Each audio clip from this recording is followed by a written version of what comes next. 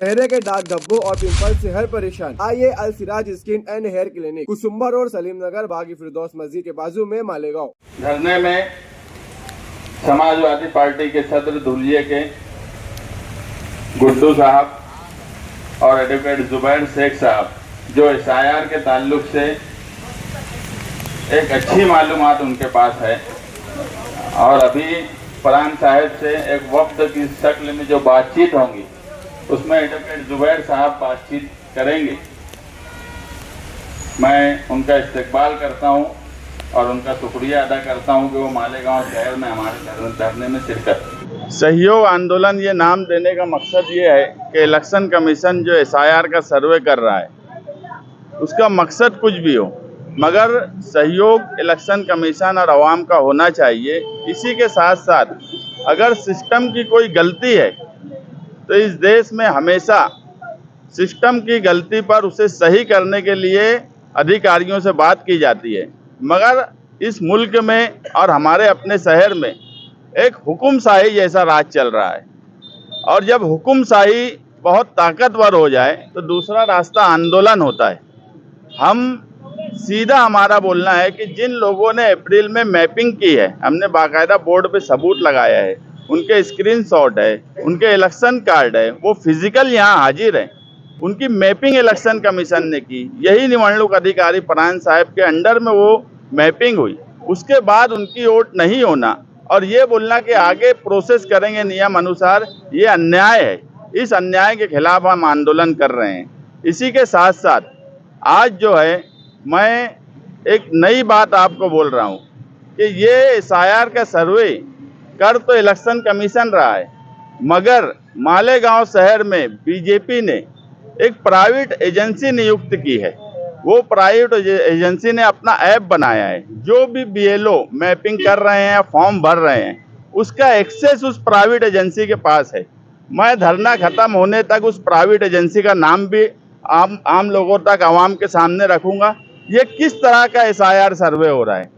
अगर मैपिंग होने वाले लोगों का आज नाम नहीं है तो कल क्या गारंटी कि जिसका एक्सेस जो सिर्फ निवडणूक अधिकारी के पास रहना चाहिए, वो भी निवडणूक अधिकारी महाराष्ट्र के निवडणूक जो कमिश्नर है इसके इलेक्शन के, उनके पास वो जो एक्सेस होना चाहिए वो प्राइवेट एजेंसी को कैसे दिया गया? प्राइवेट एजेंसी ऐप कैसे बना रही है? और वो प्राइवेट एजेंसी तय करेंगी क्या कि किसकी वोट होना चाहिए, किसकी नहीं होना चाहिए?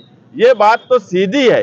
ये पार्लियामेंट इलेक्शन जो 2024 में हुआ और जो मुल्क के हालात ये 2-4 महीने में बने हैं, इन हालात में मोदी सरकार को ये लग गया है कि लोकशाही में वो जिस तरह से हुकुमशाही कर रहे हैं, अवाम इसको पसंद नहीं कर रही है और अवाम का रुझान कहीं ना कहीं गुस्से और नाराजगी का है। वो हमको दिल्ली के जंतर मंतर पे भी दिख रहा है, राम मंदिर की चोरी में भी दिख रहा है। ऐसे हालात में मोदी सरकार या बीजेपी का एक ही फार्मूला है कि जो लोग उनको वोट नहीं देते, ऐसे लोगों की वोट ही वोटर लिस्ट से खत्म की जाए तो लोकशाही कहाँ बचेंगी? जब हमारी वोट, जिससे हम सरकार चुनते हैं, जिससे हम सरकार बनाते हैं और सरकार गिराते हैं, वो अगर सरकार में बैठी बीजेपी तय करेंगी तो ये इलेक्शन कमीशन के लिए शर्म की बात है। मैं इतने दावे से बोल रहा हूं, इलेक्शन कमीशन यहाँ का निवडणूक अधिकारी चाहे तो मुझ पर केस करे। मैं गारंटी से बोल रहा हूं कि प्राइवेट एजेंसी को ऐप दिया गया है निवडणूक अधिकारी का और वो उस एक्सेस से हमारे शहर का सर्वे किया जा रहा है। ये बहुत गंभीर आरोप है जिसकी चौकसी होना चाहिए। और SIR का सर्वे जो है वो एकदम साफ और क्लियर इलेक्शन कमीशन ने करना चाहिए।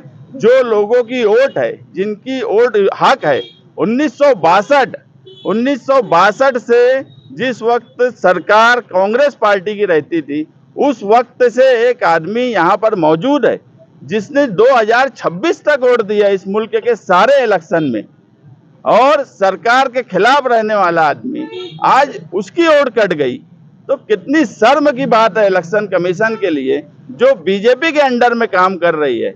हम इसलिए ये आंदोलन कर रहे हैं कि कल फॉर्म भरने के बाद भी क्या गारंटी है कि हमारे यहाँ की वोट नहीं कटेंगी।